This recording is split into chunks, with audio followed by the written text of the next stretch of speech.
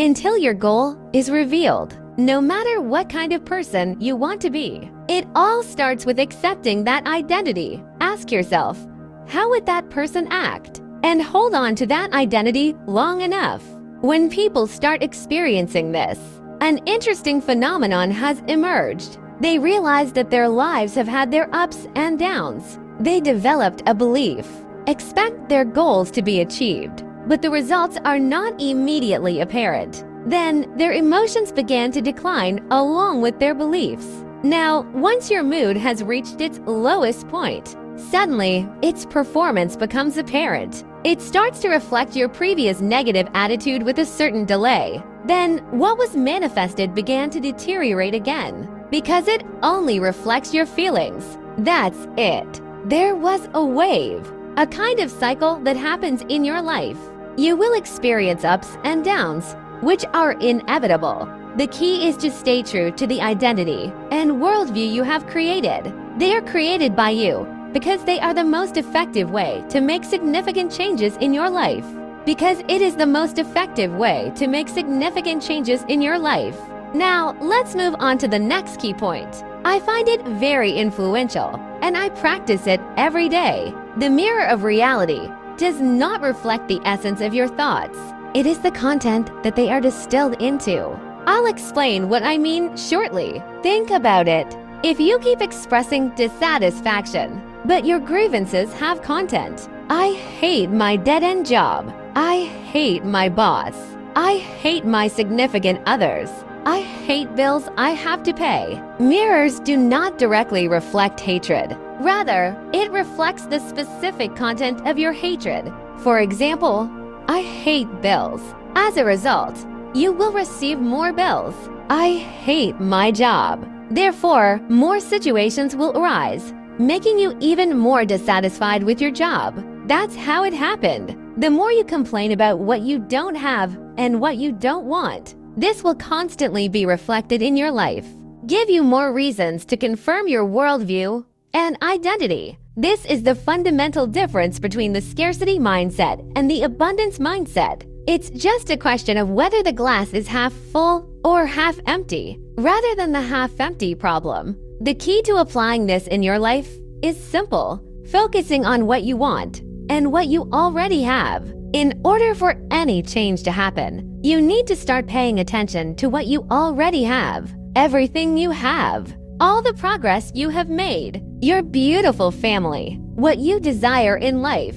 Just stop and think. What do I want? What would make my life a true voyage of discovery? Oh, yes. How does it look?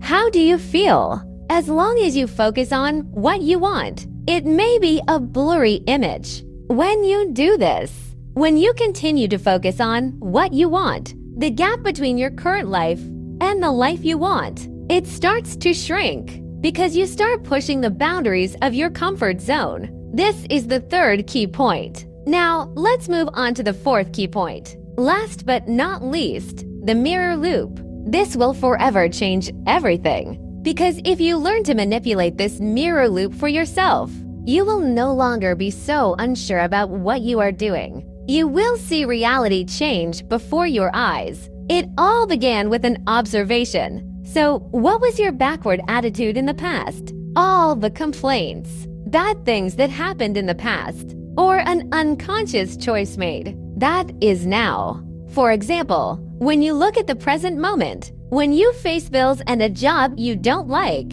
you observe this and use it to form your image or attitude. When I say image, I refer to the internal attitude we present to the mirror, thoughts and feelings. When we form images, the mirror has no choice but to reflect it. Therefore, it reflects and forms reality based on the reflected images.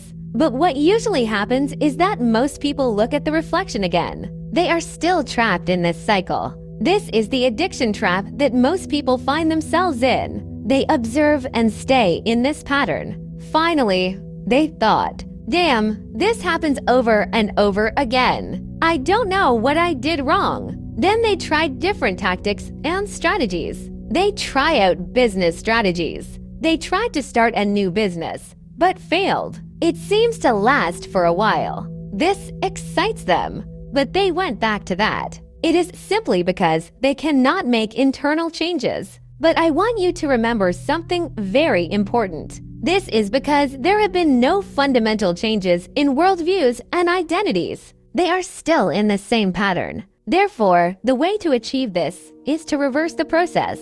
For most people, they start by observing. Then an image is created, followed by a reflection. This is the standard loop for puppets. But if you want to be a co-creator, a true creator of your reality, you need to reverse this cycle. I say this because I have experienced it myself for many years.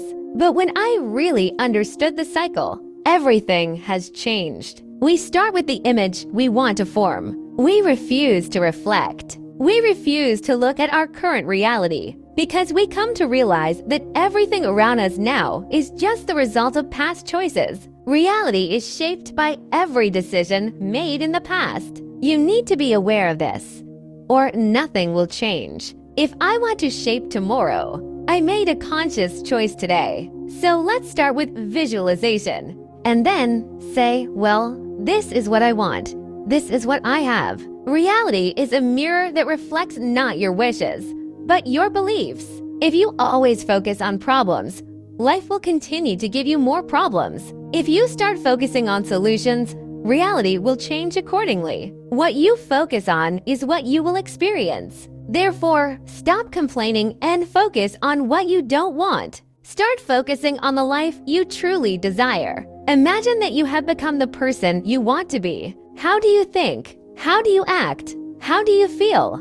From now on, live in that capacity. The mirror of reality has no choice but to reflect your inner state. When you truly identify yourself as successful, wealthy, and valuable, the world begins to adjust its reflexes. But remember that there is a delay in the manifestation of reality. After many people start to change their mindset, they're hesitant and give up without immediately noticing the change. But just as seeds need time to germinate, your beliefs also need time to shape reality. You must believe that the seeds you plant will eventually bear fruit. If you adjust your beliefs and energy every day, reality will eventually be forced to follow your change. You smile in front of the mirror, and the mirror will smile back at you. The reality is the same, but its response is a little delayed. Therefore, don't give up just because you can't see the change for the time being. Keep at it until reality begins to reflect your new identity. Let your thoughts and actions become the future you desire. Reality has no choice but to respond to you faithfully.